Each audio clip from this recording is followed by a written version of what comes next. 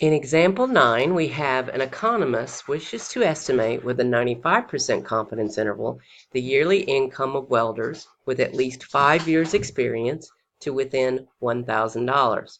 He estimates that the range of incomes is no more than $24,000. So using the empirical rule, he estimates the population standard deviation to be about 1/6 as much, or about 4,000. Find the estimated minimum sample size required.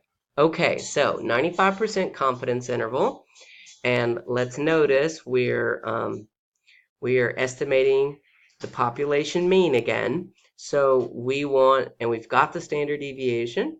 So let's go and use our formula, same formula we used in example 8. And we'll have n equals, now our confidence interval is 95% confidence interval. If you've memorized your 90% and your 95%, you know that's always 1.96. But we can, of course, look it up using equal norm.s.inv. 95% when subtracted from 1 minus 0.95 is 0.05.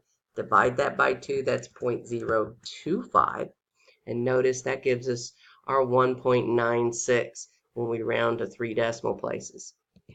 All right, so going back, we'll have 1.96 squared. And then we need our standard deviation. So our standard deviation was 4,000.